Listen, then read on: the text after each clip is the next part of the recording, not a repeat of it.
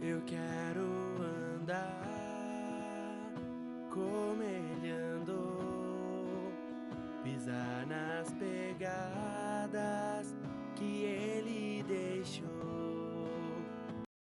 Capítulo 3, versos 21 e 22. Mas agora, sem lei, se manifestou a justiça de Deus testemunhada pela lei e pelos profetas. Justiça de Deus mediante a fé em Jesus Cristo para todos e sobre todos os que creem, porque não há acepção de pessoas. Então vamos lembrar a outra parte que a gente estudou. O homem é desculpável diante de Deus. O homem tenta, pela sua justiça, chegar diante de Deus, mas não tem desculpas.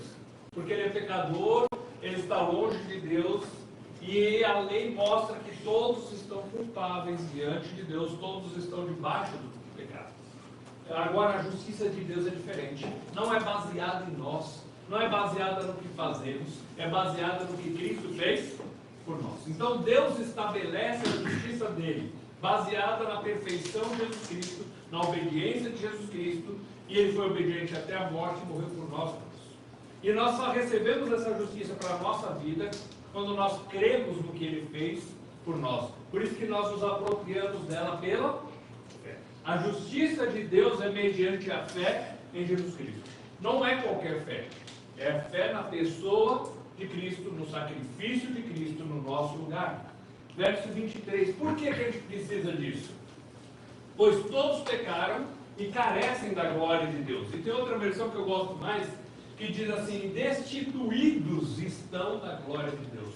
O homem está separado de Deus por causa do pecado. Por isso que ele precisa da justiça de Deus. Porque o homem, por causa do pecado, nunca vai chegar diante de um Deus santo. Então Deus estabelece a sua justiça, porque o homem está destituído da glória de Deus, está longe de Deus e precisa da maneira de Deus para que ele seja salvo. Verso 24. Sendo justificados gratuitamente, por sua graça, mediante a redenção que há em Cristo Jesus. Quando fala de ser justificado, o que é isso? O que é justificação? É um ato pelo qual Deus declara justo aquele que crê em Cristo. Se a gente pensar em tudo que Deus fala no Velho Testamento, naquilo que a gente já estudou e no Novo também, Deus tinha de um lado a sua justiça que precisava ser satisfeita. O homem pecador está longe de Deus, merece o castigo de Deus. Mas no seu amor, Deus tinha a sua graça, o seu amor do outro lado da balança, porque ele queria salvar esse homem pecador. Então, como equilibrar essa balança onde havia necessidade de punir o pecado, mas Deus, no amor dele, queria salvar o pecador? Então, Deus resolve esse problema mandando Jesus, ou seja, na justiça de Deus, ela foi executada. Cristo na cruz pagou os nossos pecados. Certo? Então, ele paga os nossos pecados. E no amor, Deus providenciou o substituto. Aquele castigo que deveria ser para o pecador, cai sobre Cristo. A ira de Deus, que era para nós, caiu sobre Cristo. Então, agora o homem é justificado quando crê, não pelos seus méritos, mas pelo fato da justiça de Deus ter sido satisfeita quando Cristo na cruz morreu no nosso lugar. Quando ele pagou os nossos pecados, pagou a nossa dívida. Quando ele diz está consumado, a nossa dívida foi totalmente paga. E aí, quando fala que ele declara a gente justo, para a gente entender esse ensinamento, a gente tem que entender um pouco o seguinte. Na porta da nossa vida havia o escrito de dívida. Na segunda fase, a gente estudou esse texto, que é Colossenses 2, 13 e 14. Tendo cancelado o escrito de dívida, que era contra nós, o qual constava de ordenanças, e o qual nos era prejudicial, removeu inteiramente encravando na cruz. Na nossa vida tinha lá os meus pecados. Sou orgulhoso, eu minto às vezes, eu penso coisa que eu não devia pensar, às vezes eu sou hipócrita, e além dos outros pecados que a gente não quer pôr na lista, a gente fica com vergonha. Né? E a gente merecia o castigo por causa disso. Aí o que acontece? Cristo vem, remove essa dívida toda e encrava na cruz. Ele paga ali na cruz toda a nossa dívida. Ele leva o nosso castigo leva a nossa dívida, e aí Deus agora pega a justiça de Cristo e coloca de crédito para nós. Ele limpa a nossa conta porque Ele pagou os pecados, pagou a dívida. E não somente Ele nos deixa limpos de débito, mas coloca como crédito a justiça de Cristo sobre a nossa vida. Isso é justificação. Quando Deus nos declara justo, não pelos nossos méritos, mas pelo que Cristo fez na cruz, de levar os nossos pecados e a nossa dívida. E agora Deus pode nos declarar justos quando nós cremos que Cristo pagou as nossas dívidas, Cristo pagou o nosso pecado, Cristo fez o que precisava ser feito para que a gente pudesse ser salvo. E no mesmo verso, capítulo 3, 24, vou ler de novo, fala assim, ó, sendo justificados gratuitamente por sua graça, mediante a redenção que há em Cristo Jesus. Veja que nós somos justificados gratuitamente, não dependendo dos nossos méritos, dependendo dos méritos de Cristo. Nós não pagamos nada, Ele pagou tudo. E aí fala, nós recebemos também a redenção. Nós estávamos presos às garras do pecado, às garras do inimigo, nós merecíamos o castigo, e Ele vai nos resgata e nos tira e nos traz para junto de Deus. Quando fala do Evangelho, é o poder de Deus. Muitas igrejas, muitas religiões falam, venha para a nossa igreja, porque aqui tem muito poder. E acha que a demonstração do poder de Deus é simplesmente um milagre que pode acontecer, ou Deus curar alguém, ou alguma coisa assim. Mas a maior demonstração do milagre, do poder de Deus, é quando Deus resgata o pecador e tira ele das trevas e traz para a luz. E tira ele das mãos do inimigo e traz para o seu lado. Quando ele pega e paga os pecados e resolve o problema de uma vez por todas. Se um aleijado é curado hoje, daqui 10 anos ele vai morrer de alguma outra coisa, dependendo da idade. Agora, a salvação que Deus nos dá é para a eternidade inteira. Então, a maior demonstração do poder de Deus não está em atos, em fatos que possam acontecer e podem, mas sim naquilo que Ele fez para nos salvar. Quando a gente vai para 1 Pedro, capítulo 1, versos 18 e 19, ele fala o seguinte: sabendo que não foi mediante coisas corruptíveis, como prata ou ouro, que fosses resgatados do vosso fútil procedimento que vossos pais nos legaram, mas pelo precioso sangue, como de um cordeiro, sem defeito e sem nada. Ou seja, nós somos salvos por causa que Cristo na cruz pagou os nossos pecados. Não foi dinheiro que comprou a nossa salvação, como algumas igrejas às vezes querem falar. Não foi obras, não foi religiosidade. O que comprou a nossa salvação, o que nos comprou para Deus, o que nos resgatou, nos tirou e nos trouxe para Deus foi o quê? O fato de Cristo ter derramado o seu sangue lá na cruz e nos comprado para Deus. Isso é redenção. Ele tira a gente de um lugar e nos traz para junto dele. Verso 25. A quem Deus propôs no seu sangue como propiciação, mediante a fé, para manifestar a sua justiça, por ter Deus, na sua tolerância, deixado impunes os pecados anteriormente cometidos. O que acontece? Ele fala da propiciação. O que é propiciação? A gente tem que voltar lá no Velho Testamento, em Êxodo, e lembrar o que a gente estudou na fase 1. No tabernáculo, a pessoa entrava, o sacerdote entrava, tinha o candelabro de um lado, a mesa dos pães do outro lado, o altar de oração, e tinha um véu que separava o homem, que não podia chegar no lugar santo, onde tinha a arca, a caixa que era guardada os mandamentos, e em cima tinha uma tampa chamada propiciatório. Propiciatório vem da palavra propício, que quer dizer ficar a favor. Deus olhava para dentro daquela caixa e viu os mandamentos. Os mandamentos mostram que nós somos pecadores e merecemos o castigo de Deus. Mas uma vez por ano entrava o sumo sacerdote com sangue, entrava aqui dentro e colocava o sangue em cima dessa tampa, que é o propiciatório. Tá? Colocava o sangue aqui em cima. E Deus ficava a favor do povo, porque ele olhava para aquela caixa, havia o pecado, mas foi feito um pagamento. E Deus, em vez de castigar o povo, ficava a favor do povo. É o que Cristo fez por nós. Na nossa vida, se Deus olhar para nós, vai ver os nossos pecados, somos pecadores e merecemos o castigo eterno. Mas quando nós cremos em Cristo, que Ele pagou os nossos pecados, aí fala que Deus olha para nós e vê o sacrifício de Cristo, o sangue de Cristo sobre as nossas vidas, e Deus fica a favor. Por isso que Cristo é a propiciação pelos nossos pecados. Ele pagou os nossos pecados. E hoje nós podemos chegar perto de Deus, Deus está a nosso favor, porque o sangue de Cristo está sobre nós. Ou seja, cremos em Cristo, Ele olha, o pagamento foi executado, eu estou a favor. Então Cristo é a nossa justificação, Cristo é a nossa redenção, Cristo é a propiciação. Verso 26 e 27. Tendo em vista a manifestação da sua justiça no tempo presente, para Ele mesmo ser justo e justificador daquele que tem fé em Jesus. Onde, pois, a jactância foi de todo modo excluída. Por quê? Porque lei das obras? Não. Pelo contrário, pela lei da fé. Ou seja, se somos salvos, justificados, se a redenção, se a propiciação é tudo pela fé em Jesus Cristo, tem algum lugar para jactância? Jactância é o quê? Orgulho, né? Tem algum ponto para a gente se orgulhar? Não, muito pelo contrário. É um ato de humildade onde eu tenho que declarar: eu sou pecador, eu mereço castigo, mas Ele fez tudo por mim.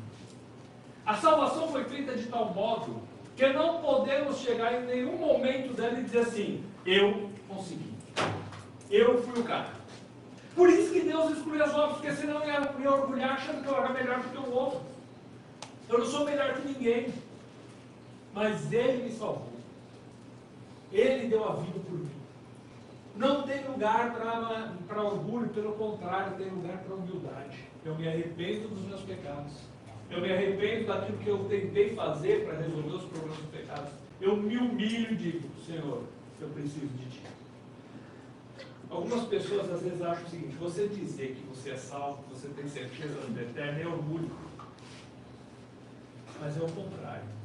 Quando alguém se orgulha disso, é porque ele não tem. É o ato onde eu me humilho diante de Deus e admito quem eu sou e o quanto eu preciso dele.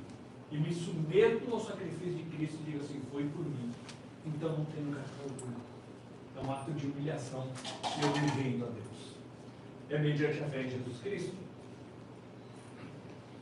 Capítulo 3, verso 28 agora. Concluímos, pois, que o homem é justificado pela fé, independentemente das obras da lei. Ou seja, qual a conclusão que a gente chega de tudo isso? Que a gente é justificado como? Pelas obras? Pela religiosidade? Por alguma coisa que a gente faz? Não. É pela fé em Jesus Cristo, independente de qualquer obra que a gente quer fazer. Veja que Deus não está dizendo que você não deve fazer as coisas boas, nós vamos ler daqui. A questão é que as obras não nos salvam. As obras devem ser o resultado da salvação. Fazer o que é certo é resultado da transformação do poder do Evangelho na minha vida. Agora, não compra a minha salvação. Verso 31. Anulamos, pois, a lei pela fé? Não, de maneira nenhuma. Antes confirmamos a lei. Então alguém fala assim: mas então vocês não acreditam na lei. Não. Pelo contrário, quando eu digo que a salvação é só pela fé, quando a gente olha na Bíblia, ela está afirmando isso, não é dizer. Eu estou concordando com a lei. Porque a lei está mostrando o seguinte: Valdir, você é um pecador. Você merece o castigo. Aí eu concordo com a lei, é isso mesmo, eu sou pecador, eu mereço o castigo. Então, eu vou me rendo aos pés de Deus, peço a salvação. Cristo pagou os meus pecados, obrigado porque o Senhor mandou Jesus vir fazer isso por mim. Eu aceito o sacrifício dele no meu lugar. Então, quando eu digo que é pela fé, digo no sentido da Bíblia, está dizendo que é pela fé, é um ato onde eu reconheço que todo o Velho Testamento, que toda a revelação de Deus está certa, que a lei está certa, eu concordo com ela, eu sou um pecador. Então eu preciso do sacrifício de Cristo. A fé não anula a lei, ela simplesmente prova que a lei estava certa. Mostra a minha incompetência em guardar a lei de Deus. Mostra que eu sou um pecador e eu preciso do sacrifício de Cristo. Chega no capítulo 4, ele vai usar algumas comparações para provar isso para a gente. Capítulo 4, versos 1 a 3. Que, pois, diremos ter alcançado Abraão, nosso pai, segundo a carne? Porque se Abraão foi justificado por obras, tendo que se gloriar, porém não diante de Deus. Pois que diz a Escritura, Abraão creu em Deus e isso lhe foi imputado como justiça. Primeiro exemplo que ele dá é o de Abraão. Abraão foi declarado justo, imputado como justiça, declarado justo. É a mesma coisa que justificação que a gente viu no capítulo 3. Tá? Então, que hora que ele foi declarado justo? Esse verso aqui é Gênesis 15. Deus disse que daria, faria dele uma grande nação, ele disse, eu creio. E Deus coloca na conta dele justiça. Então, ele foi justificado não pelas obras, mas pela fé. Isso é importante quando ele coloca nesse contexto, porque o judeu tinha Abraão em alto nível. E tinha a lei em alto nível. E ele falou, nós não estamos anulando a lei, nós estamos concordando com a lei. E, por exemplo, Abraão viveu muitos anos antes da lei, e ele foi salvo e não tinha lei. Ele foi salvo mediante a fé. Ele vai usando essas comparações para ajudar todos nós a entendermos isso. Olha o verso 4 e 5. Ora, ao que não trabalha, ao que trabalha, o salário não é considerado como favor e sim como dívida. Mas ao que não trabalha, porém crê naquele que justifica o ímpio, a sua fé lhe é atribuída como justiça. Ele pega essa comparação e fala assim, se você trabalha, você tem o direito de receber. Mas a salvação não é assim. A salvação não é por causa do seu trabalho, é por causa do trabalho de Cristo. É por causa do trabalho de Deus. Não é por causa do que você fez, é por causa do que Ele fez por você. Então, a salvação, ela não é por causa do que você faz, mas pela misericórdia de Deus que vem e te salva. Aí ele entra na comparação do dia a dia de trabalho. E ele fala assim, olha, nossa salvação não depende das nossas obras, depende do que Cristo fez por nós. Versículos 6 e 7. É assim também que Davi declara ser bem-aventurado o homem a quem Deus atribui justiça, independentemente das obras. Bem-aventurado aquele cujas iniquidades são perdoadas e cujos pecados são cobertos. Ele usa outro exemplo importante para a nação de Israel, que era o exemplo de Davi, o rei de Israel. O rei mais conhecido de Israel, que o povo tinha autoestima. Ele fala, o próprio rei Davi deixou claro que é pela...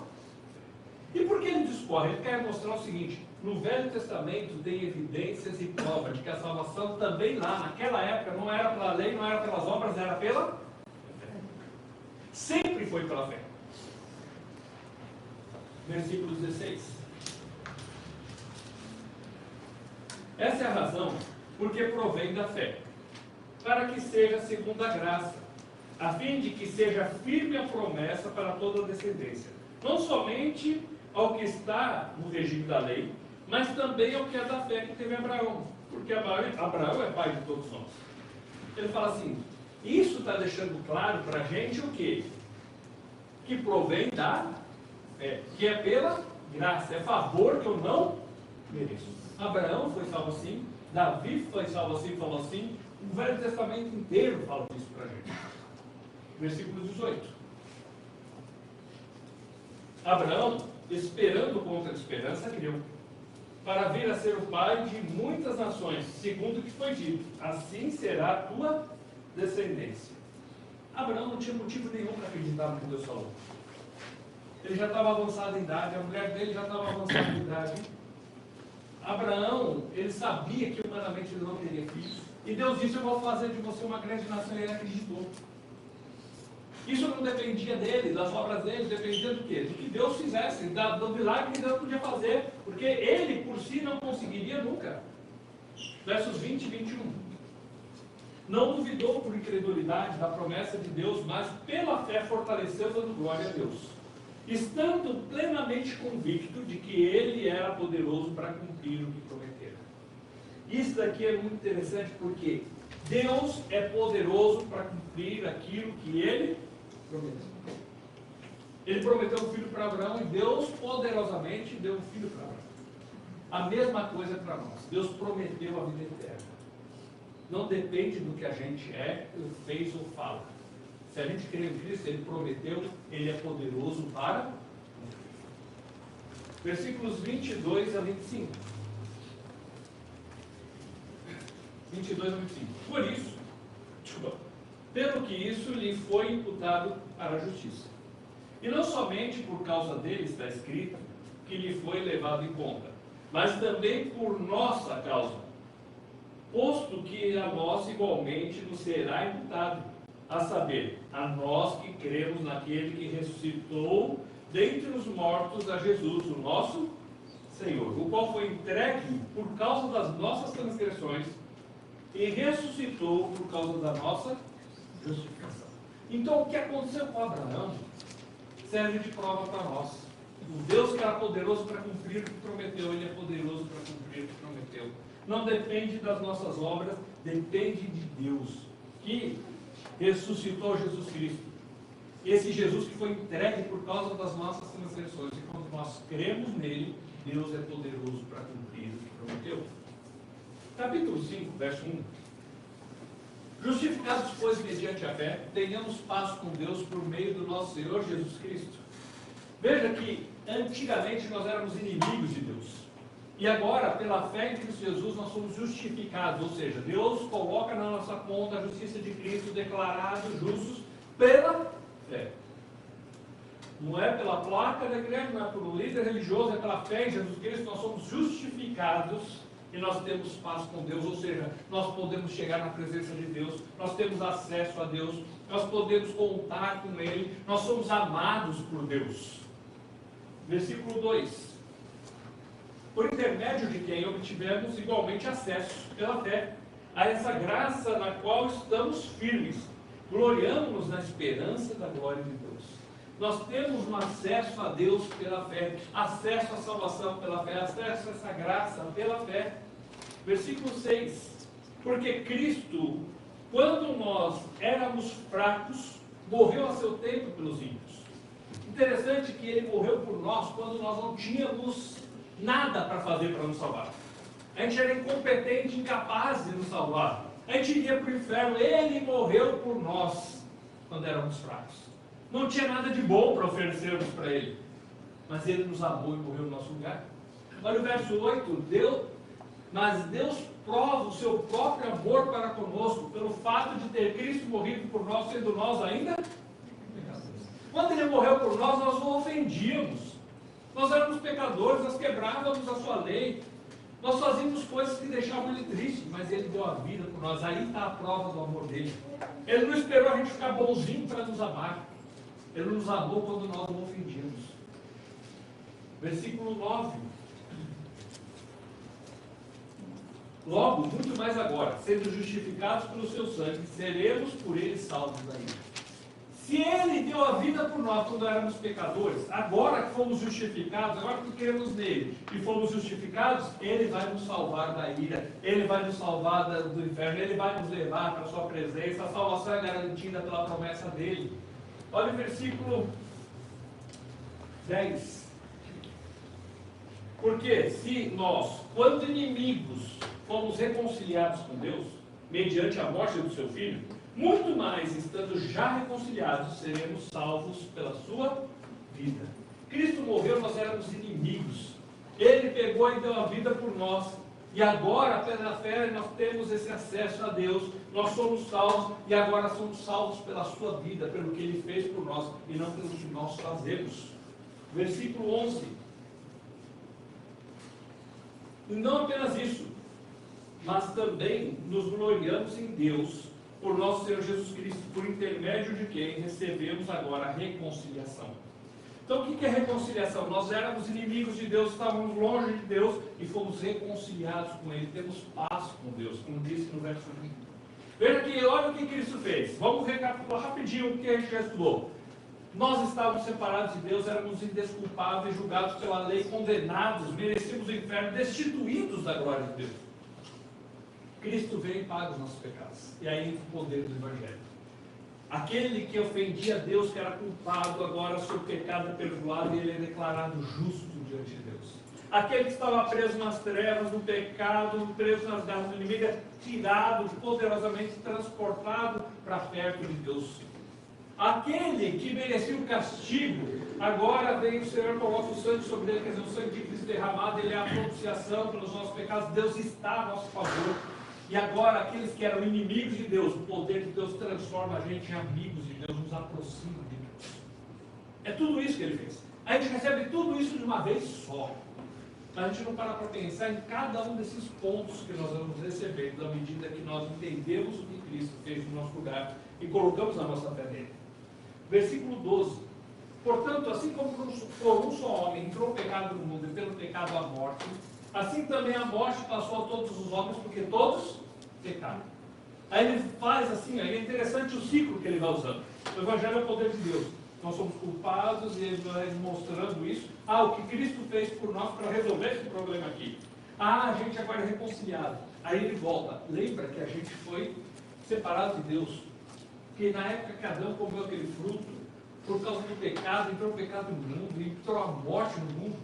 Então agora ele resolveu isso por nós. Então ele volta no ciclo para nos enfatizar o que Cristo fez em nosso favor. Versículo 15 agora.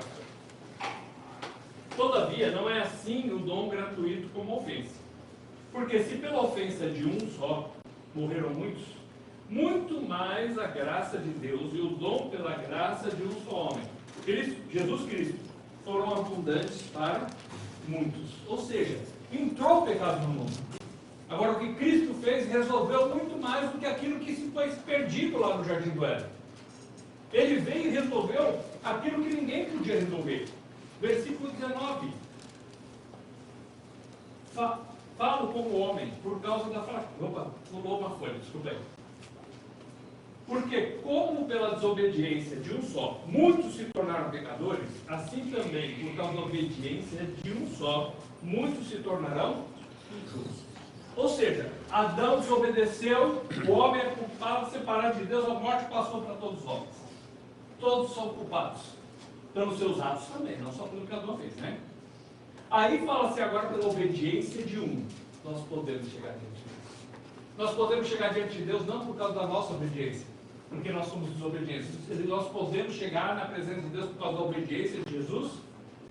Ele foi obediente, e como diz Filipenses 2:8, foi obediente até a morte, e morte de cruz. É pela obediência dele que chegamos até Deus. Versos 20 e 21. Sobreveio a lei para que se sobreveio a lei para que se avultasse a ofensa. Mas onde abundou o pecado, superabundou a graça. A fim de que, como o pecado reinou pela morte, assim também reine a graça pela justiça para a vida eterna, mediante Jesus Cristo, nosso Senhor. O pecado destruiu, mas a graça foi muito maior. E Deus nos oferece a vida eterna. Adão e Eva tinham vida até que comessem do fruto. Vocês nunca começam a viver, mas tinha uma condição. Agora, o que Deus promete para nós é muito maior. Além de pagar o pecado, além de resolver o que tinha que ser resolvido, agora Ele está dizendo o seguinte: mediante Jesus Cristo, nós temos pela graça vida. Ele resolveu, e resolveu de uma vez por todas. Capítulo 6. Começando no verso 1. Que diremos, pois? Permaneceremos no pecado para que seja a graça mais abundante? Veja só, será que tem sentido eu continuar fazendo o que é errado? Ele pagou, a graça de Deus pegou tudo, então se eu pecar mais, a graça dele vai ser maior ainda. Faz sentido uma coisa dessa? E aí Paulo vai na veia. Paulo não dá trela para o pensamento das pessoas, não. Verso 2: de maneira nenhuma. Como viveremos ainda no pecado, nós os que para ele morremos? Ou seja, como que a gente pode continuar vivendo no pecado? Aí que está um ponto que a gente começa a pensar para a nossa vida do poder transformador do Evangelho. Veja que até agora, nós estamos vindo entendendo o que Cristo fez por nós. Até algumas partes a gente fala, parece que estamos recapitulando tudo que a gente já estudou. Só que agora ele chega um ponto e fala o seguinte: já que recebemos essa graça, nós não podemos continuar vivendo do jeito que a gente vivia. Não tem cabimento viver uma vida errada só porque Cristo já pagou os meus pecados. Esse poder que me salvou do inferno, esse poder tem que transformar a minha vida. Não dá para continuar vivendo do mesmo jeito. Aquele que entende a graça de Deus, ele não tem prazer em continuar fazendo o que é errado. Ele quer mudar de vida. O Evangelho transforma as nossas vidas. Verso 3. Ou porventura ignorais que todos nós que fomos batizados em Cristo Jesus, fomos batizados na sua morte. A palavra batismo no original quer dizer colocar dentro. Então vamos comparar que esse guardanapo fosse nós, eles que nós somos colocados em Cristo, batizados em Cristo, colocados em Cristo. Quando diz que a gente foi colocado em Cristo, logo então está dizendo o seguinte: como que a gente que foi colocado em Cristo, então Deus olha para nós e vê Cristo. Cristo já morreu, já pagou os nossos pecados. Se a gente já morreu junto com Cristo, nós não podemos viver da forma antiga. Tem que ser uma nova vida. Se Cristo morreu pelos pecados para nos salvar e ressuscitou, agora nós temos que ter uma vida diferente, como ressuscitados. Ele faz a comparação da morte de Cristo e a ressurreição dele com a gente morrendo para aquela velha vida e ressuscitando para viver do jeito que Deus quer. Morto para o pecado, mas vivo para Deus. É esse ponto que ele quer dizer para a gente. Verso 4. Fomos, pois, sepultados com ele na morte pelo batismo, pelo que, como Cristo foi ressuscitado dentre os mortos pela glória do Pai, assim também andemos nós em novidade de vida. Ou seja, Deus espera que aquele que entendeu o sacrifício de Cristo, entregou a vida para Cristo e disse: Ele morreu por mim, entenda que Cristo também ressuscitou e agora a gente tem que viver em novidade de vida, que é uma nova vida. Não aquela antiga fazendo as coisas erradas, mas uma vida transformada. Não é uma vida perfeita. Enquanto estivermos nesse mundo, vamos ter lutas. Mas eu vou lutar, vou procurar ser diferente. Eu não quero mais viver daquele jeito. Eu quero viver para agradar aquele que me amou e deu a vida por mim. Então agora é uma nova vida que eu tenho em Cristo Jesus. Verso 5. Porque se fomos unidos com Ele na semelhança da sua morte, certamente o seremos também na semelhança da sua ressurreição. Fomos unidos com Ele. Agora somos uma nova criatura, procurando viver para agradar a Ele. Para a gente ter uma vida que realmente é transformada, existem alguns verbos que ele vai apresentar aqui, alguns na forma de gerúndio, mas alguns até imperativo, para nos ajudar a entender o que é essa nova vida agora. E ele começa com o primeiro, aqui ele está no gerúndio, versículo 6. Sabendo isso, que foi crucificado com ele o nosso velho homem, para que o corpo do pecado seja destruído, e não sirvamos o pecado como escravos. A primeira verdade é que a gente tem que saber. Se a gente não sabe, a vida não é transformada. Para a vida ser transformada, a gente tem que ter o conhecimento. E esse conhecimento é o quê? Olha só, a gente foi crucificado com Cristo. Agora a gente tem que ter uma nova vida. Para quê? Para não sermos mais escravos do pecado. Aqui é um ponto importante. A gente antes era escravo do pecado, era obrigado, acabava servindo a ele. Agora nós podemos ser livres dele. Quando a gente entende o que Cristo fez por nós na sua dimensão total. Salvos, justificados, remidos ou redimidos, a propiciação, reconciliados com Deus, somos amigos de Deus, amados por Deus, e agora nós temos que saber, não precisamos mais ser escravos do pecado, não precisamos mais obedecer o que o pecado manda para nós. Tá? Não podemos mais servir como escravos dele. Versos 7 e 8. Porquanto quem morreu está justificado do pecado. Ora, se já morremos com Cristo, cremos que com Ele também viveremos. Versos 9 e 10. Sabedores de que, havendo Cristo ressuscitado dentre os mortos, já não morre, a morte já não tem domínio sobre ele. Pois, quanto a ter morrido, de uma vez para sempre morreu para o pecado. Mas quanto a viver, vive para E aqui eu vou terminar o estudo de hoje no próximo verso. O próximo verso, ele dá um verbo, mas dá um imperativo. Então, já que a gente sabe que não precisa ser mais escravo do pecado, não deve ser escravo do pecado, que a morte e o pecado não devem ter domínio sobre nós, que a gente tem que viver para Deus, verso 11 diz assim: assim também vós considerai-vos mortos para o pecado, mas vivos para Deus em Cristo Jesus. Ou seja, a gente sabe, a gente reflete sobre aquilo, e aquilo nos leva a ter uma atitude em cima daquilo que a gente sabe, a tomar uma decisão. Eu não só sei que eu morri pecado, mas eu tenho uma atitude que eu não vou deixar mais ele dominar, ele mandar na minha vida. No próximo estudo, a gente vai ver o quanto isso vai aumentando daquilo que Deus fala para nós vencermos o pecado.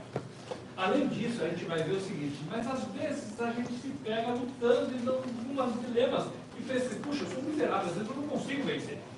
E Paulo vai falar sobre esse dilema e sobre a certeza que Deus dá e a ajuda que Ele nos dá para vencer tudo isso. Boa semana para todos, até a semana que vem, se Deus permitir.